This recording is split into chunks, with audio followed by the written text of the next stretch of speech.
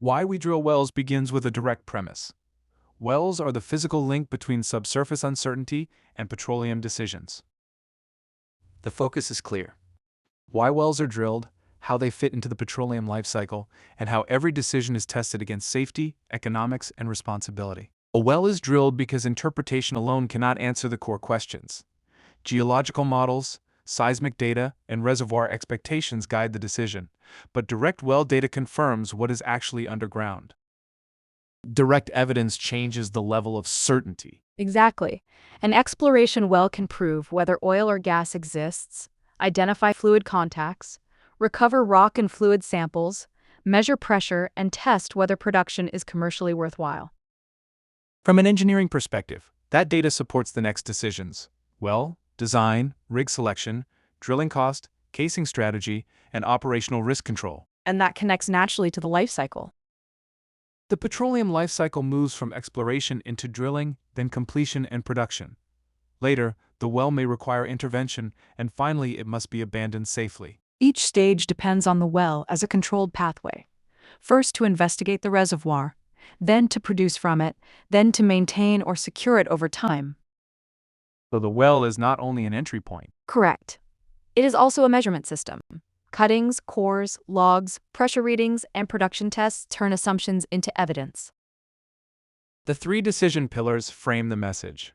Safety begins with pressure management, drilling fluids, casing, cementing, and well control equipment designed to prevent a kick from becoming a blowout. Economics is the second test. Yes, rig time, drilling performance, bit selection, logistics, and cost tracking all determine whether a well creates value. Responsibility completes the frame. Environmental protection, discharge control, spill prevention, and final abandonment are part of the well's full duty cycle. The central statistic reinforces the point. 100% of subsurface certainty comes from direct well data. In summary, wells answer three essential questions. What is underground? Can it be produced? And can it be done safely, economically, and responsibly? That is the foundation of the message. Petroleum development begins with uncertainty, but the well turns that uncertainty into evidence. Why do we drill wells? The central answer is direct information. Seismic mapping can identify potential traps, but reservoir confirmation requires data from a well. That means drilling is not only about access, it is also the point where geological possibility becomes measurable subsurface evidence. Exploration begins with surface and subsurface interpretation. Seismic reflection, geological mapping, and exploratory wells help determine whether oil or gas may be present. Once a well is drilled, logging, cuttings, and core samples provide direct data on rock layers, porosity, permeability, fluid content, and formation thickness. So the well becomes the evidence point for deciding whether development can proceed. Exactly. Rotary drilling then provides the physical route to that evidence. The major rig systems are power, hoisting, rotation, and circulation. The drill bit cuts the borehole, the drill string transmits rotation, and the hoisting system raises or lowers equipment as the well deepens. And the circulation system is doing much more than moving fluid. Correct. Drilling mud removes cuttings, cools the bit, supports borehole stability, and helps control formation pressure through hydrostatic pressure. Hydraulics focuses on pressure losses through surface equipment, drill pipe, drill collars, bit nozzles, and annular spaces. Pump output must overcome those losses. That connects directly to safety because pressure control depends on keeping the well within a workable window. A kick occurs when formation pressure exceeds the hydrostatic pressure in the well bore. If that influx is not controlled, it can escalate into a blowout. Warning signs include increased flow rate, pit gain, flow with pumps off, reduced pump pressure, improper hole fill during trips, and drilling breaks. The response is structured. Detect, confirm, contain, remove the influx, and replace old mud with kill mud where required. Directional drilling adds another layer of control. Target approach calculations convert distance and azimuth into northing and easting, then compare the well path with the target boundary. After access and control, casing and cementing become essential. They support the borehole, isolate formations, and protect the well's integrity. Environmental management is also part of the decision. Drilling muds, cuttings, produced water, and associated wastes require appropriate handling, disposal, or treatment. The regulatory issue is therefore not simply whether drilling can confirm a reservoir, but whether it can be done with adequate controls and assurance. In summary, wells are drilled because direct subsurface information is required to find, evaluate, and produce energy safely. The key decision questions are whether the evidence is sufficient, whether pressure and environmental risks are controlled, and what monitoring is needed before approval. The petroleum life cycle begins with uncertainty below the surface and ends with a well that is permanently secured. The central message is direct. Exploration, drilling, completion, production, intervention, and abandonment are connected phases of responsible energy delivery. And the key point is that certainty does not come from interpretation alone. It comes from wells, from direct data, measured pressure, recovered samples, and controlled production. In exploration, seismic surveys and geologic mapping identify where hydrocarbons may have accumulated. Offshore acoustic energy is transmitted through the water and into the subsurface, then reflected signals help build an image of rock layers and potential traps. So exploration narrows the search, but it does not prove the reservoir. Correct. Verification comes when an exploratory well is drilled. Cuttings, cores, wireline logs, and pressure measurements reveal the actual rock type, porosity, permeability, fluid content, and reservoir pressure. That is why direct well data carries such weight in the life cycle. Once a target is defined, drilling turns the subsurface concept into physical access. Rotary drilling uses drill pipe, a drill bit, hoisting equipment, rotation, and circulating fluid to cut and clean the well bore. And placement matters. Precisely. Directional planning converts distance and azimuth into north and east coordinates so the well can be steered toward the target. Directional and horizontal wells also allow access from practical surface locations while increasing reservoir contact. But as drilling proceeds, pressure control is central. Drilling fluid must provide enough hydrostatic pressure to keep formation fluids from entering the wellbore without exceeding fracture pressure and damaging the formation. That balance is one of the defining engineering challenges. If formation pressure exceeds mud hydrostatic pressure, a kick can occur.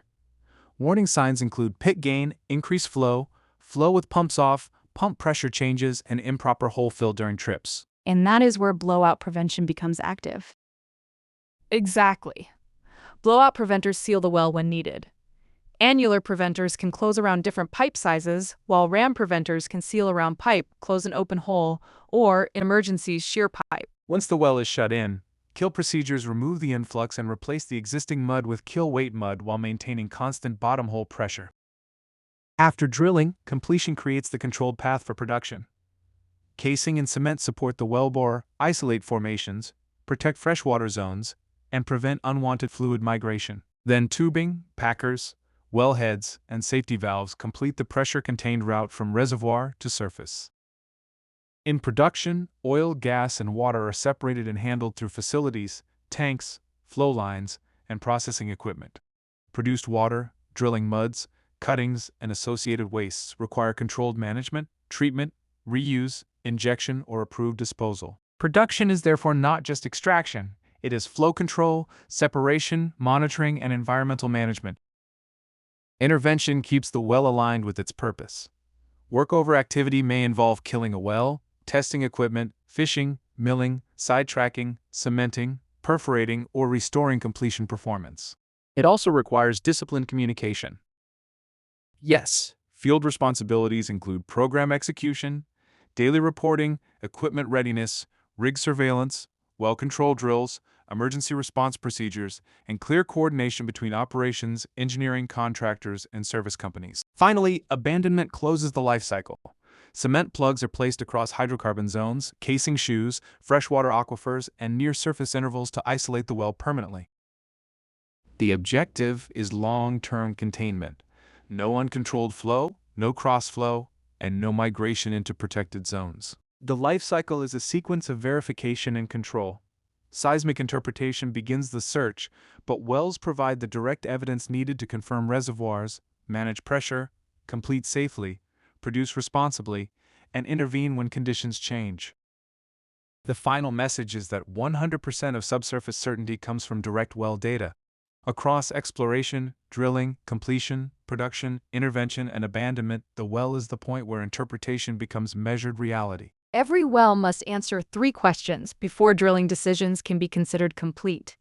Can we drill it safely? Can we drill it economically? And can we drill it responsibly? That framing is concise, but it carries the full weight of drilling engineering, pressure control, cost discipline, environmental protection, and long-term well integrity. The first question is safety. Can we drill it safely? In practical terms, that begins with pressure management. The wellbore must be kept within a controlled pressure window, meaning the pressure cannot be too low or too high. Correct. If the pressure is too low, formation fluids can enter the well. That is the beginning of a kick, and if it is not controlled, it can escalate into a blowout. If the pressure is too high, the formation can fracture.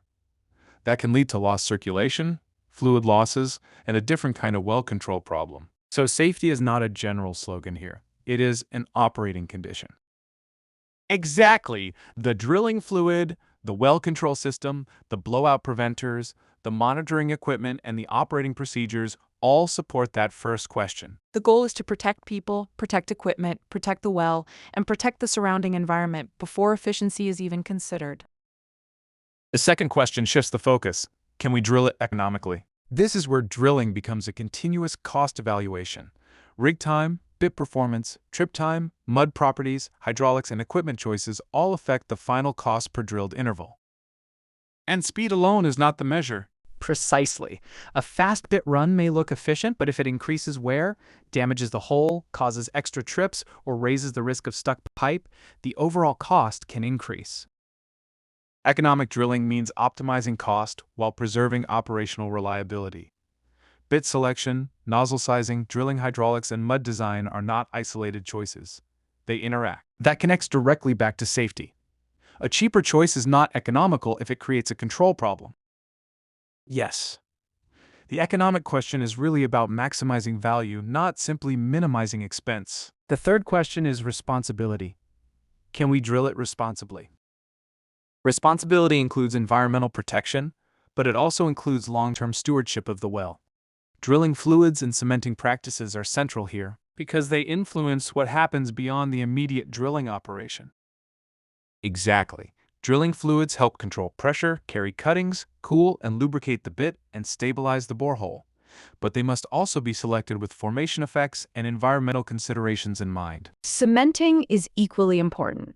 Cement protects and supports casing, prevents unwanted fluid movement behind the pipe, and helps isolate zones over the life of the well. So responsibility is not only about the surface environment, it is also about subsurface isolation. Correct. A responsible well is one where pressure, fluids, casing, cement, and operational decisions work together to reduce risk during drilling and after drilling. The full message is that a well is not judged by a single measure.